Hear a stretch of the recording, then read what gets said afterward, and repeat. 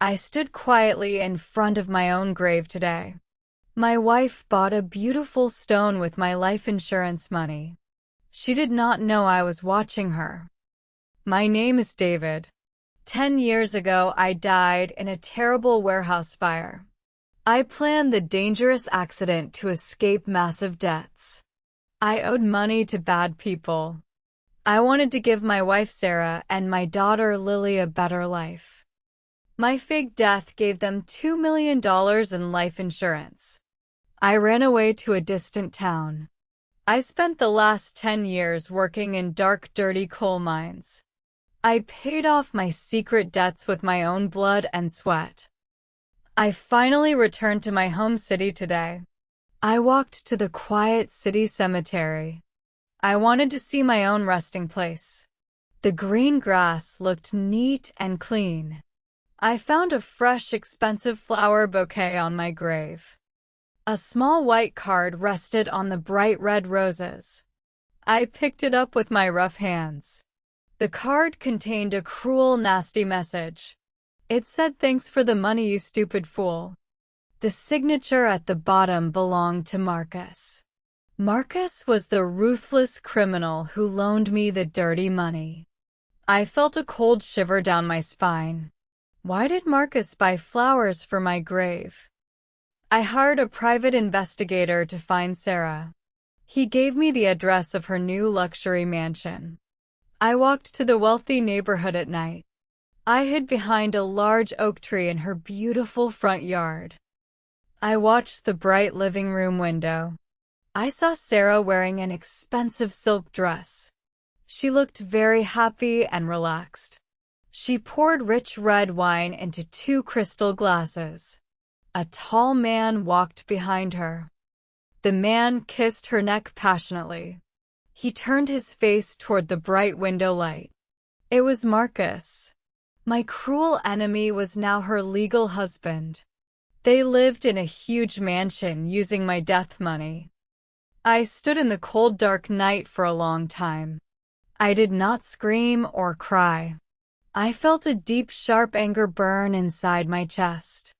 My silent revenge started at that exact moment. I needed to enter their luxury mansion safely. I covered my face with an old hat and grew a thick beard. I pretended to be a poor mute man. I asked the mansion manager for a simple gardening job. They needed a cheap worker to maintain the large property. They hired me to cut the grass and plant flowers. I worked silently in the large yard every day. I kept my head down and observed everything. I wanted to protect my sweet daughter Lily. I expected to see a spoiled, rich, happy teenage girl. I thought Sarah used the $2 million to give Lily a beautiful life. I found a very different, sad reality. Sarah and Marcus treated Lily worse than a cheap servant. They forced her to wear old, torn clothes. She washed their dirty dishes and scrubbed the hard wooden floors.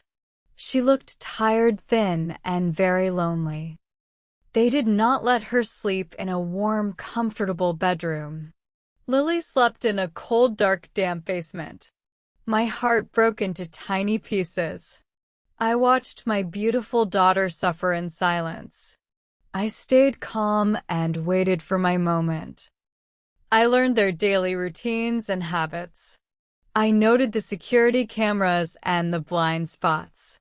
A heavy rainstorm hit the city one dark night. The wind blew hard against the glass windows.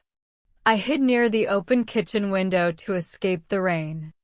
I heard Sarah and Marcus shouting at each other. They drank too much strong wine. They argued about money and old secrets. Sarah yelled a terrible, shocking statement. My blood turned freezing cold. 10 years ago, my fire plan went wrong. I tried to escape the burning warehouse before the roof collapsed. But someone locked the heavy metal door from the outside. That person poured extra gasoline on the floor to trap me. Sarah locked the door. She murdered me to steal the $2 million. She wanted to eliminate me and marry Marcus.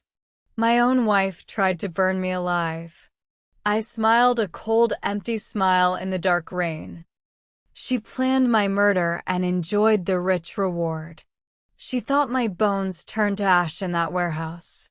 She had no idea her dead husband was standing just 10 feet away. I wiped the rain from my face and walked to my small shed. I knew the dark, ugly truth now. Sarah was a cold, ruthless murderer. Marcus was a greedy, violent thief. They stole my life and tortured my daughter. But I did not break into the house with a weapon. I chose a different path. A smart man uses pure fear to destroy his enemies.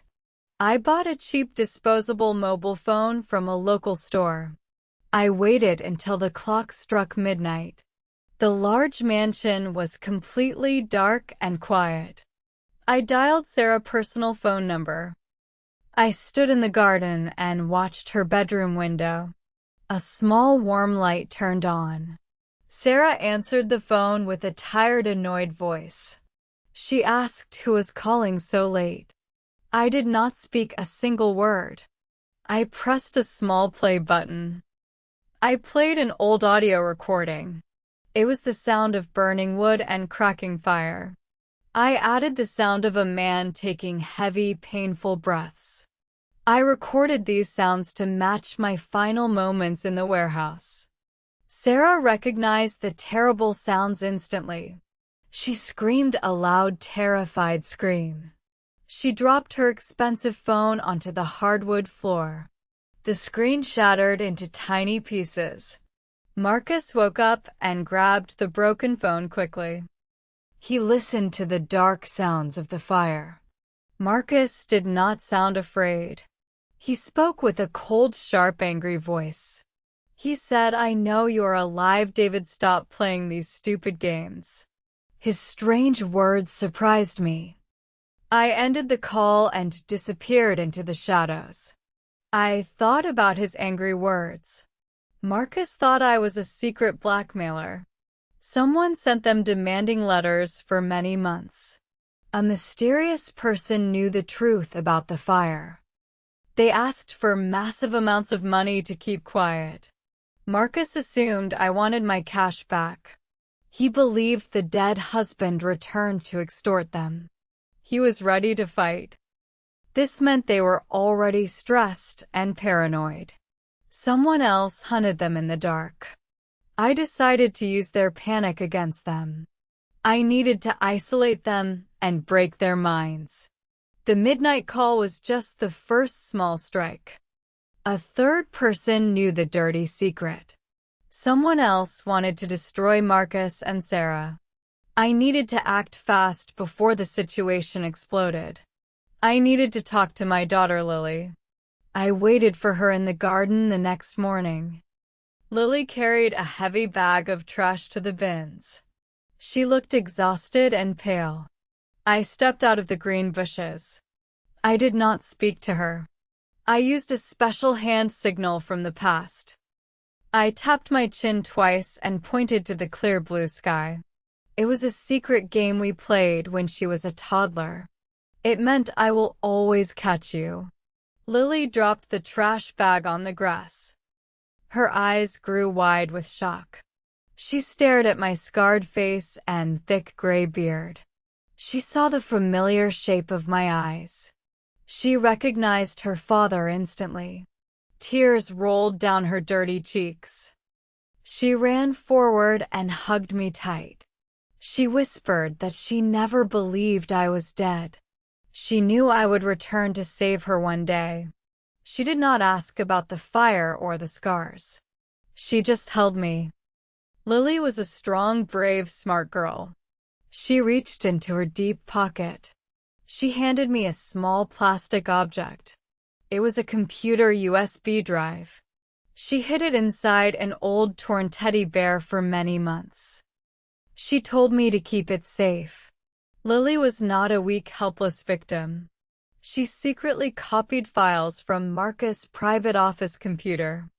The USB drive contained proof of his massive money laundering crimes.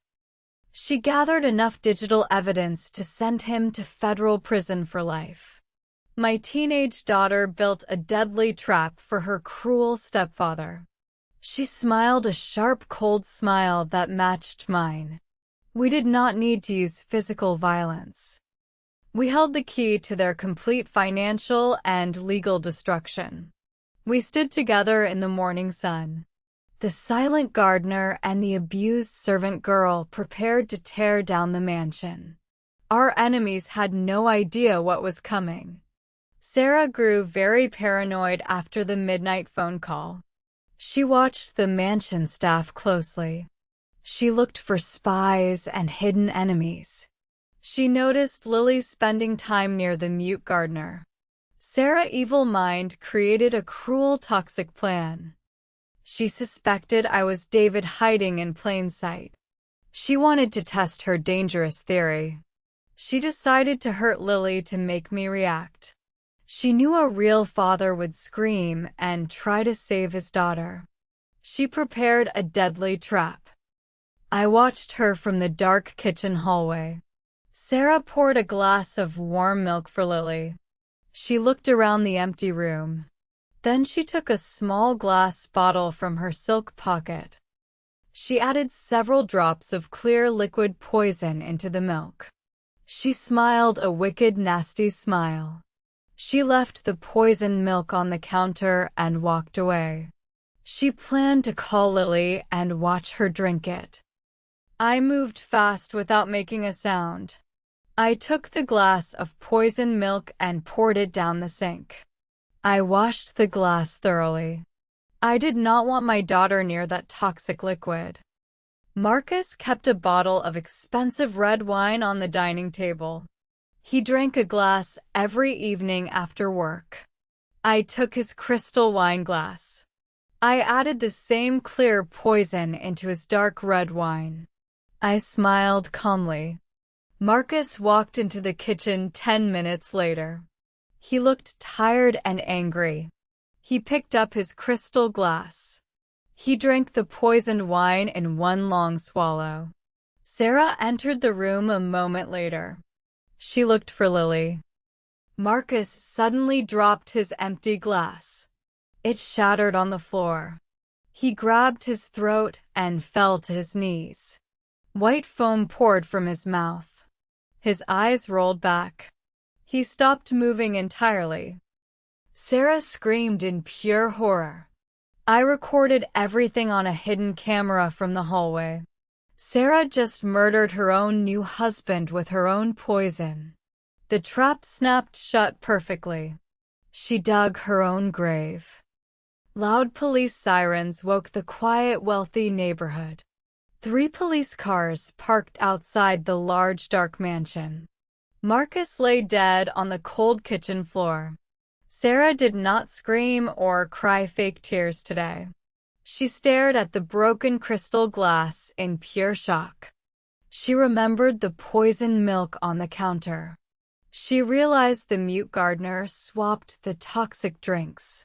Sarah looked at me with sharp, dark, knowing eyes. She did not yell to the strict police officers. She stayed silent and cold. She finally knew I was David. A tall, smart detective walked into the bright room. His name was Thomas. He possessed sharp gray eyes and a thick notebook. Thomas did not know my secret hidden identity. He was not my loyal friend. He was a strict, honest cop looking for the real truth. Thomas asked Sarah many difficult, complex questions. Sarah played the role of a shocked, sad, scared widow perfectly. She pointed her shaking finger at Marcus' illegal business enemies. She protected me to keep her own dark, ugly secrets safe. She had a new, dangerous plan for me. She knew I recorded her poisoning the milk.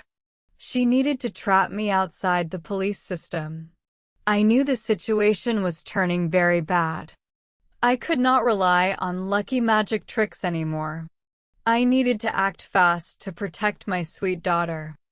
I packed a small bag in my dark wooden shed. I prepared to run away from the dangerous mansion. I sneaked into the cold, dark basement to find Lily. I woke her up gently in the silent night. I told her we needed to leave immediately. We climbed out of a small, dusty basement window together. The cold night wind hit our tired faces. We ran into the dark, wet woods behind the large house. We did not have a lot of money or a safe plan. We only had each other. Lily tripped on a thick tree root and fell hard.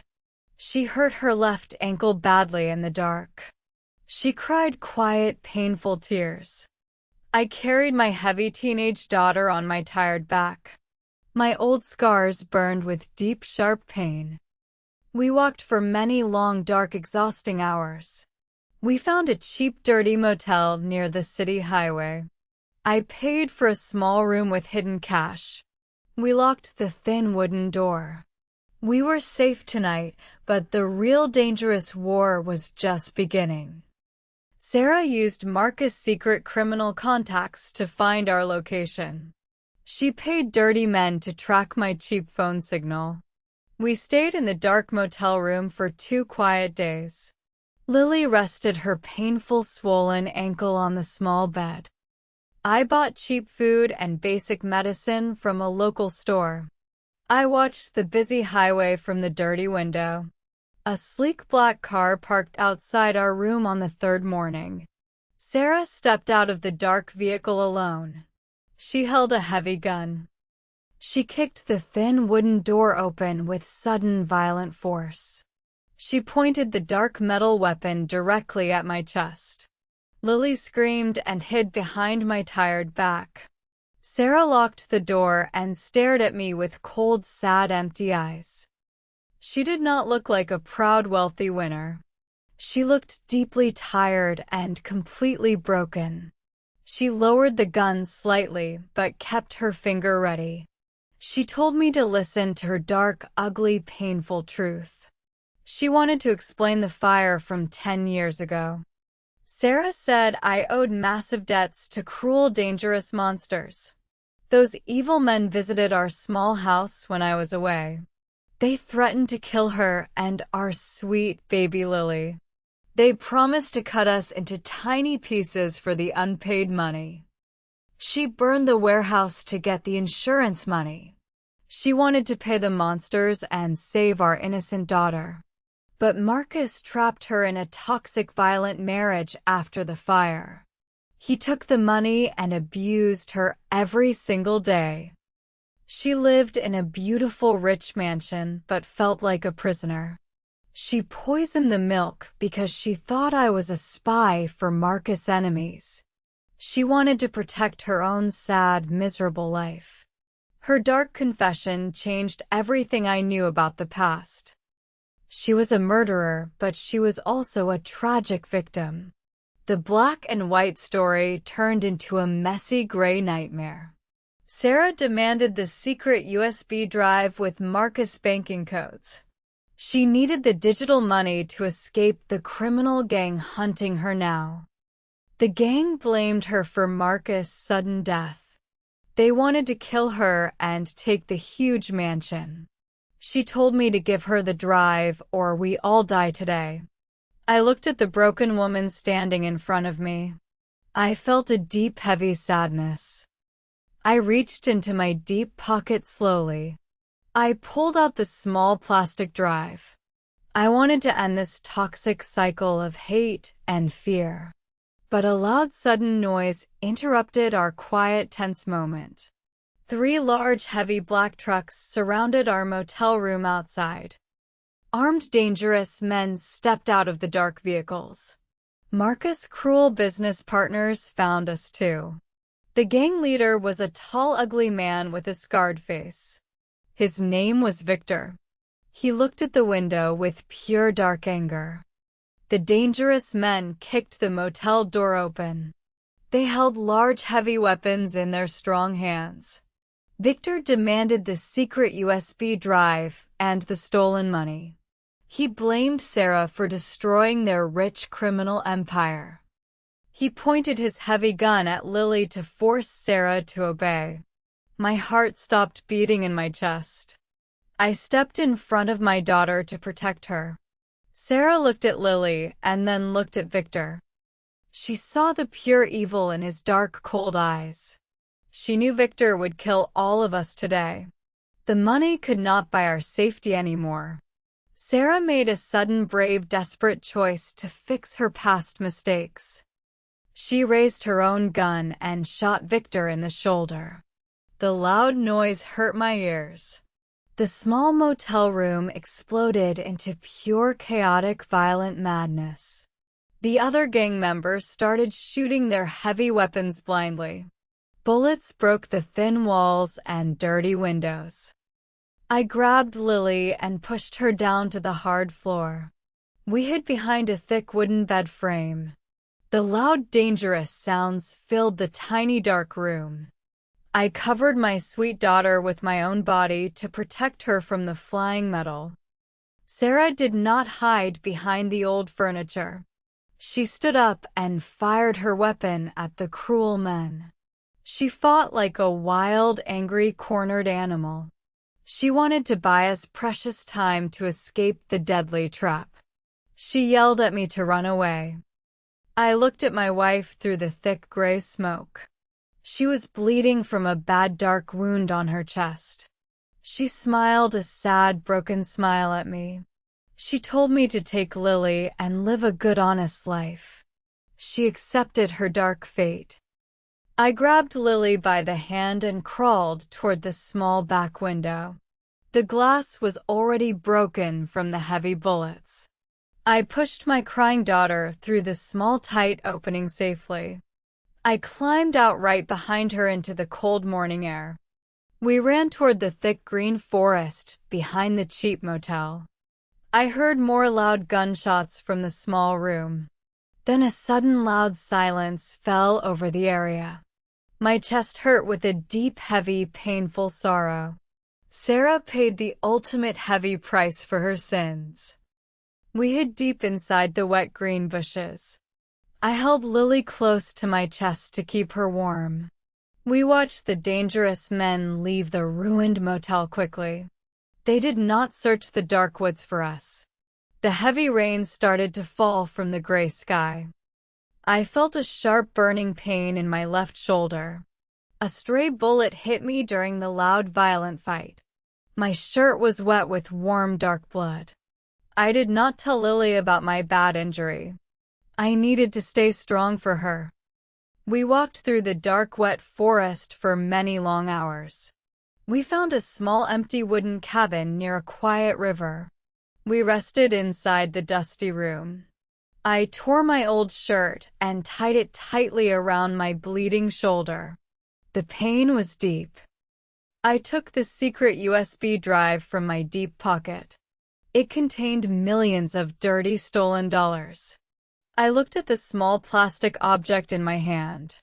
This tiny drive caused so much death and terrible sorrow. It destroyed our entire family completely.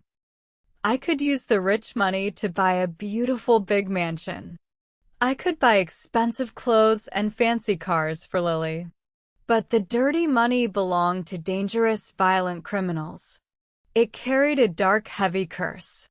I refused to touch the toxic cash. I needed to destroy the criminal gang to keep Lily safe forever. I found an old, rusty computer in the dusty cabin. I connected the small drive and opened the secret files. I sent all the banking codes to Detective Thomas anonymously. I emailed all the solid proof to the strict police department. I gave them everything they needed to arrest Victor and his gang.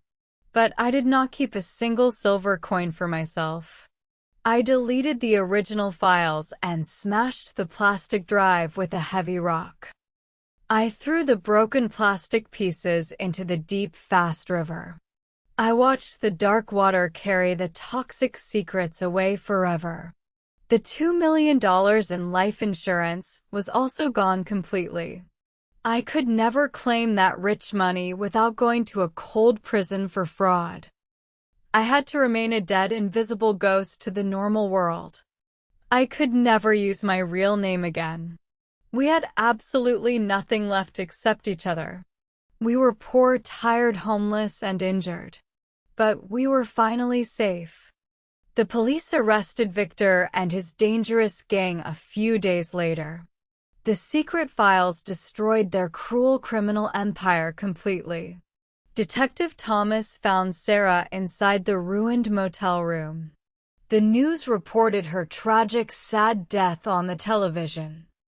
Lily and I moved to a small, quiet farming town far away. We rented a tiny, cheap old apartment above a busy bakery. I found a hard physical job working at a local auto repair shop. My bad shoulder hurt every single day when I lifted heavy tools. I earned a very small basic salary. We ate cheap, simple meals like rice and fresh vegetables. We bought our simple clothes from a cheap secondhand store. We did not live in a beautiful, expensive luxury beach house. We lived a very humble, poor life. But our small, cheap apartment was filled with warm, bright love. Lily attended a public school and made kind, honest friends. She studied very hard and earned good high grades. She smiled a bright, genuine smile every morning. She did not miss the large, cold mansion. We visited a small, quiet church every Sunday morning. We lit a bright, warm candle for Sarah. We remembered her terrible mistakes and her final brave sacrifice. We forgave her dark sins in our peaceful hearts. The heavy anger finally left my tired soul entirely. I sat on the small, dusty balcony of our cheap apartment tonight. I drank a cup of plain hot water. I looked at my rough, dirty working hands. I lost my wealth, my real name, and my perfect health. I paid a massive permanent price for my choices. But I saved my beautiful, innocent daughter from a dark, toxic world. A father must sacrifice everything to protect his child. Real life is not a perfect, magical movie. Real life requires deep, heavy pain and difficult sacrifices to find true peace. I smiled a quiet, sad, peaceful smile in the dark night. I did not regret throwing the secret millions into the deep river. The toxic money could never buy this quiet, honest feeling. Our long, terrible nightmare was officially over. Lily walked out onto the small balcony and hugged my tired neck. She handed me a warm piece of fresh, sweet bread. We watched the quiet stars shine in the dark, clear sky. We were poor, but we were the richest family in the whole world.